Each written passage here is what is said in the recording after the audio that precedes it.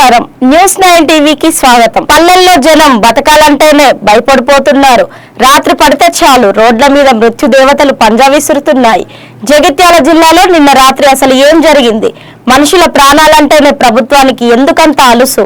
సారంగపూర్ మండలం పోతారం గ్రామం నిన్న రాత్రి నెత్తిరోడింది. ఒకే ఒక్క పిచ్చి కుక్క ఏకంగా 11 మందికి పైగా మహిళలు అమాయకులపై దారుణంగా దాడి చేసి పీక్కుతున్నది. రక్తం ఓడుతూ ప్రాణభయంతో ఆసుపత్రిలో పడి ఉంటే ఇప్పుడు నాయకులు పరామర్శల డ్రామాలకు తెరతీశారు. జగిత్యాల ఆసుపత్రిలో బాధితులు నరకం అనుభవిస్తుంటే వారిని పరామర్శించడానికి వెళ్లారు అధికార party MLA doctor Sanjay Kumar. డాక్టర్లకు ఆదేశాలు ఇచ్చారు, బాధితులకు ధైర్యం చెప్పారు.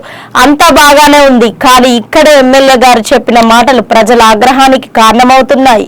ప్రభుత్వ ఆసుపత్రిలో అద్భుతమైన వసతులు ఉన్నాయని, అంతేకాదు ప్రభుత్వం కుక్కలకు వ్యాక్సిన్లతో పాటు వాటి సంతానోత్పత్తి నిరోధానికి పకడ్బందీ చర్యలు చేపట్టిందని ఎమ్మెల్యే గారు సెలవిచ్చారు. ఇప్పుడు ప్రభుత్వాన్ని అధికారులను మేము సూటిగా అడుగుతున్నాం. ఎమ్మెల్యే గారు, మీరు చెప్తున్న ఆ చర్యలు, ఆ కుక్కల వ్యాక్సిన్లు కేవలం కాగితాలకే పరిమితమయ్యాయా? నిధులు ఏదారి పడుతున్నాయి? ప్రభుత్వం నిజంగానే కుక్కల నియంత్రణకు చర్యలు తీసుకుంటే పోతారం గ్రామంలో ఈ నెత్తుటి దాడి ఎలా జరిగింది? సంతానోత్పత్తి కేంద్రాల పేరుతో కోట్ల రూపాయలు ఎవరి జేబుల్లోకి వెళ్తున్నాయి?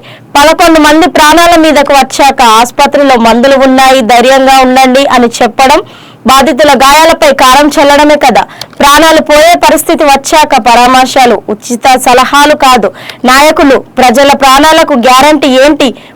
వీధి కుక్కలు ఒకప్పుడు ఏదో మందు పెట్టి చంపడం, సూర్య చంపడం అని మా వాళ్ళు చేస్తలేరు, మేము చేస్తలేము. కానీ మరి ఇప్పుడు ఆ కుక్కల ప్రేమికులు ఉన్నారు, వాటి ప్రేమికులు ప్రభుత్వ పక్షాన కొన్ని ఫ్యామిలీ ప్లానింగ్ ఆపరేషన్లు అబౌట్ ఇవ్వటం కొన్ని చేస్తున్నాం. కానీ మరి దీని పట్ల ప్రభుత్వం కూడా చేసే పని చేస్తూ ఉంది. ఈ ఎవరైతే జంతు ప్రేమికులు కావచ్చు, స్వచ్ఛంద సంస్థలు కూడా ఈ ఫ్యామిలీ ప్లానింగ్ ఆపరేషన్స్ వీటన్నిటిలో కూడా కొంత ముందరికి వచ్చి కుక్కల సంఖ్యను తగ్గించాల్సిన అవసరం ఉన్నది. వీధి కుక్కలను సొంతం పెంచుకునే వాళ్ళు పెంచుకుంటారు. రెగ్యులర్గా కూడా ఊళ్ళలో వాటికి కూడా పశువుల డాక్టర్లతోటి యాంటీ రేబీస్ వ్యాక్సిన్ వాటికే వేస్తే మనకి ఇబ్బంది లేదు. కానీ ఎక్కడి నుంచో వచ్చిన కుక్కలకు ఆ సర్పంచ్ గారు కావచ్చు, గ్రామ కార్యదర్శి కావచ్చు ఏం చేయలేదు. ఇప్పుడు చెప్తున్నారు సర్పంచ్, బట్టపల్లి పోతారంలో ఆ కుక్క ఏదైతే ఉందో అసలు ఆ ఊరు కుక్కరే కాదు.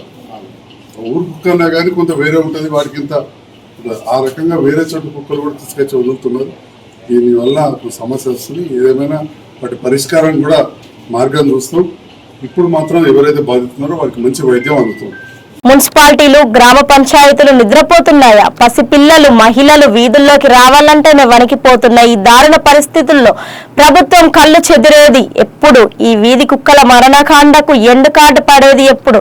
ఇదే అంశంపై గ్రౌండ్ జీరో నుంచి మరింత సమాచారం అందించడానికి మా రిపోర్టర్ లైవ్ లో ఉన్నారు. అసలు పంచాయతీ అధికారుల నిర్లక్ష్యానికి ఎంతమంది బలి కావాలి? ఆసుపత్రిలో బాధితుల పరిస్థితి ఎలా ఉంది? మరిన్ని అప్డేట్స్ కోసం చూస్తూనే ఉండండి న్యూస్ 9 టీవీ.